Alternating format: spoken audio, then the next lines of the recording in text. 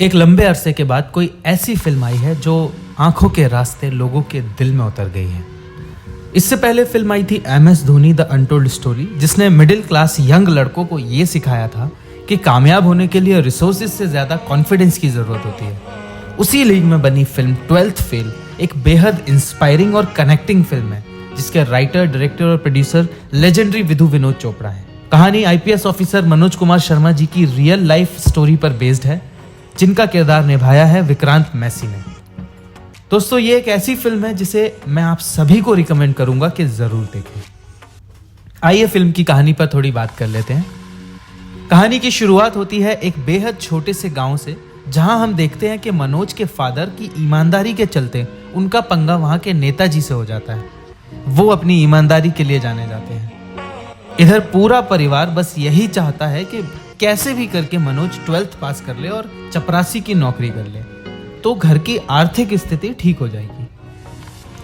मनोज के 12th के exams के टाइम वहां पुलिस अधिकारी दुष्यंत सिंह जी आते ही सालों से चली आ रही चीटिंग की परंपरा को बंद करवा देते हैं, जिसकी वजह से पूरा स्कूल फेल हो जाता है।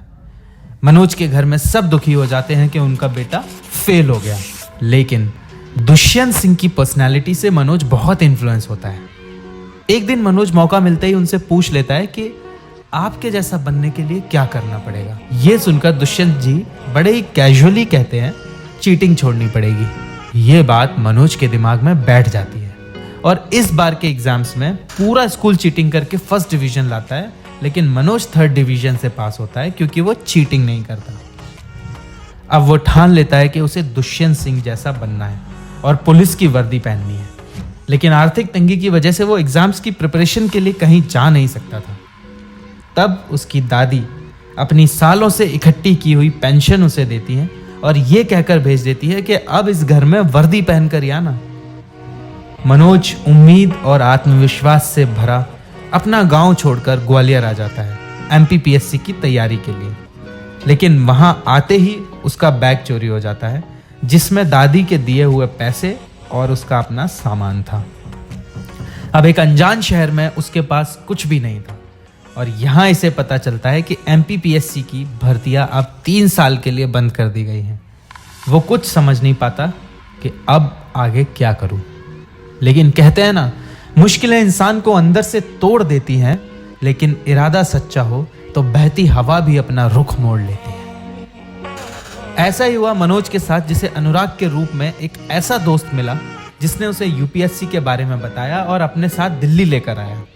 दिल्ली आने के बाद मनोज वहां का माहौल देखकर घबराया तो, लेकिन उसके अंदर कलेक्टर बनने की जो आग थी उसे कोई भी डर बुझा नहीं सका और फिर शुरू हुआ दिल्ली के मुखर्जी नगर में मनोज का सफर।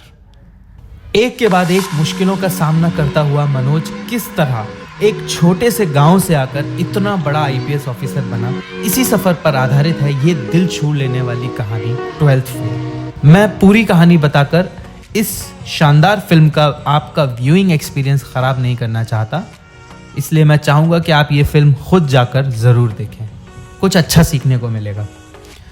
दोस्तों, मैं श्योर हूं कि इस फिल्म को देखने के बाद आपका जिंदगी को देखने और जीने का नजरिया जरूर बदलेगा। जिंदगी में कामयाबी उसी को मिलती है जो लड़ने के लिए तैयार होता है, फिर चाहे वो लड़ाई किस्मत से हो या खुद से।